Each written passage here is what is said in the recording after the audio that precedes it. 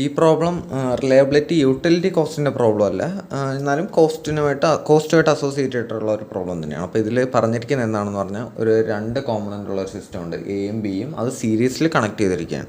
അപ്പോൾ ഒരെണ്ണത്തിൻ്റെ റിലയബിലിറ്റി 0.7, മറ്റേൻ്റെ 0.8. എയുടെ 0.7ഉം ബിയുടെ 0.8ഉം ആണ് നമുക്ക് വിചാരിക്കാം.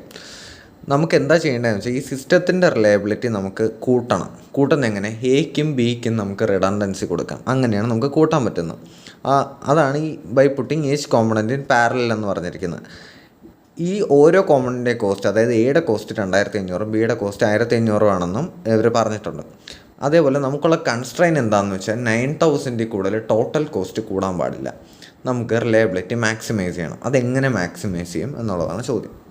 അപ്പോൾ നമുക്ക് നമ്മൾ ഇതെങ്ങനെയാണ് ഇതിനൊരു അപ്രോച്ച് എടുക്കുന്നതെന്ന് പറഞ്ഞാൽ നമുക്ക് ആ സിസ്റ്റം വരയ്ക്കുമ്പോൾ ആദ്യം എ വരച്ചു, പിന്നെ ഞാൻ ബി വരച്ചു.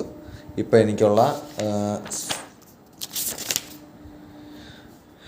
ഇതിൻ്റെ റിലയബിലിറ്റി വരുന്നത് 0.7. ഞാൻ മുകളിൽ എഴുതാണ് 0.7 വരുന്നു. ഇതിനുള്ള 0.8 ആണ് എനിക്കിതിനുള്ള റിലയബിലിറ്റി വരുന്നത്. ഇപ്പോൾ ഉള്ള കോസ്റ്റ് എത്രയാണ്? Total cost.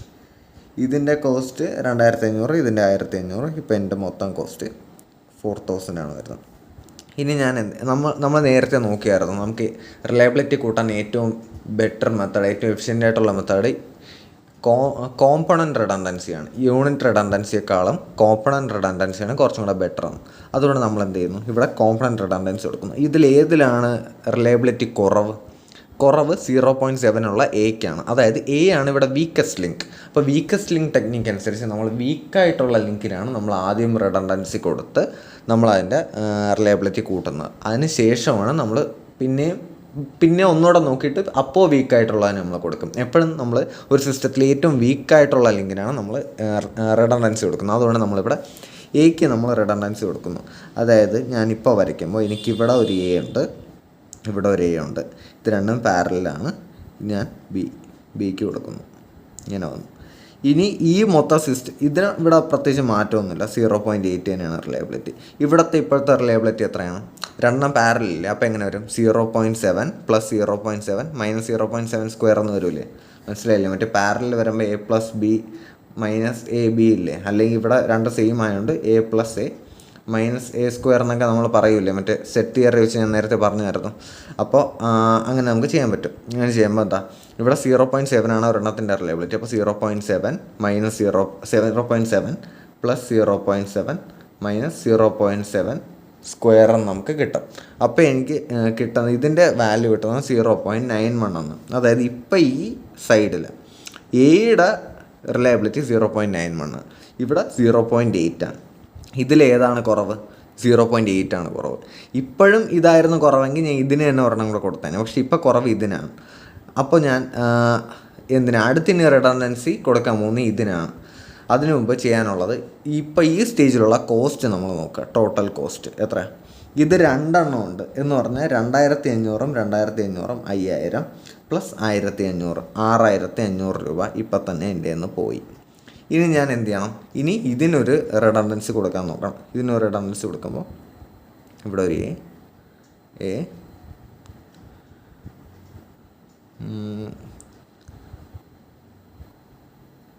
സിസ്റ്റം ഇങ്ങനെ വരും. ഇവിടുത്തെ റിലയബിലിറ്റി പ്രത്യേകിച്ച് മാറ്റമില്ല, 0.91 തന്നെയാണ്. ഇവിടെ എങ്ങനെ? 0.8 + 0.8 - 0.8 സ്ക്വയർ വരും. അതായത് 0.96 എന്ന് വരും. ഇവിടുത്തെ കോസ്റ്റ് എത്ര വരും? ടോട്ടൽ കോസ്റ്റ് 6500ൻ്റെ കൂടെ ഇപ്പോൾ ഒരു 1500 എക്സ്ട്രാ വന്നു. അതായത് 8000 രൂപയായി. അപ്പം ഞാൻ ആലോചിക്കുകയാണ്, എനിക്കിനി ഒന്നുകൂടെ റിലയബിലിറ്റി കൂട്ടണമെങ്കിൽ എനിക്ക് സാധിക്കും. കാര്യം ഒരു എയും കൂടെ കൊടുത്താൽ എന്ത് പറ്റും? ഒരു എയും കൂടെ കൊടുത്താൽ എയുടെ വില 2500 രൂപ. അപ്പോൾ 10500 രൂപ. അത്രയും പൈസ എൻ്റെ കയ്യിലില്ല. 9000 എക്സീഡ് ചെയ്യരുതെന്ന് പറഞ്ഞിരിക്കുന്നത്. ഇതും കൊടുക്കാൻ പറ്റില്ല. 9500 ആയിപ്പോൾ.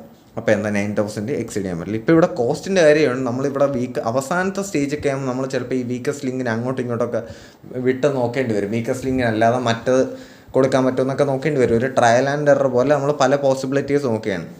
ഇവിടെ ബിക്ക് കൊടുക്കാതെ എ 2 കൊടുക്കാൻ പറ്റുമായിരുന്നു എങ്കിൽ ടോട്ടൽ റിലയബിലിറ്റി എത്രയെന്നൊക്കെ നമ്മൾ നോക്കേണ്ടി വരും. ഇനിഷ്യലി നമ്മൾ ചെയ്യുമ്പോൾ ഈ വീക്കസ്റ്റ് ലിങ്ക് നോക്കി പോകണം. ഒരു അവസാനമൊക്കെ ആകുമ്പോൾ നമ്മളിങ്ങനെ മാറ്റിയൊക്കെ കൊടുക്കാൻ നോക്കണം. പല കോൺഫിഗറേഷൻസ് ജസ്റ്റ് ഒന്ന് ട്രയൽ ആൻഡ് എറർ പോലെ ചെയ്ത് നോക്കുക. അപ്പം നമുക്ക് ചെയ്യുമ്പോൾ അറിയാം നമ്മൾ ബിക്ക് പകരം 2 എ ഒരു എക്സ്ട്രാ കൊടുത്താലൊന്നും നമുക്കിപ്പോൾ കിട്ടുന്നതിനേക്കാളും ബെറ്റർ റിലയബിലിറ്റി കിട്ടില്ല എന്നറിയാം. അതുകൊണ്ട് നമുക്ക് ഇങ്ങനെ തന്നെ പ്രൊസീഡ് ചെയ്യാം. അത് വേണം നിങ്ങൾ ചെയ്ത് നോക്കുമ്പോൾ നിങ്ങൾക്ക് മനസ്സിലാവും. അപ്പോൾ ഇവിടെ നമുക്ക് കിട്ടുന്ന ഏറ്റവും ബെസ്റ്റ് ആയിട്ടുള്ള കോൺഫിഗറേഷൻ ഇങ്ങനെയാണ്. എക്ക് ഒരു യൂണിറ്റ് കോമ്പണൻറ്റ് റിഡൻഡൻസി, ബിക്ക് ഒരു കോമ്പണൻറ്റ് റിഡൻഡൻസി. അപ്പോൾ ഇതിൻ്റെ റിലയബിലിറ്റിയാണ് നമ്മൾ കണ്ടുപിടിക്കുന്നത്. മാക്സിമൈസ് ദി റിലയബിലിറ്റി എന്നല്ലേ. അപ്പോൾ ഇവിടെ 0.91, ഇത് 2 സീരീസിലല്ലേ. അപ്പോൾ 0.91 × 0.96 ആണ് സിസ്റ്റത്തിൻ്റെ റിലയബിലിറ്റി. അതിനൊരു വാല്യൂ കിട്ടും. അതാണ് മാക്സിമം റിലയബിലിറ്റി പോസിബിൾ ഈ തന്നിരിക്കുന്ന കൺസ്ട്രെയിനകത്ത് വെച്ച്.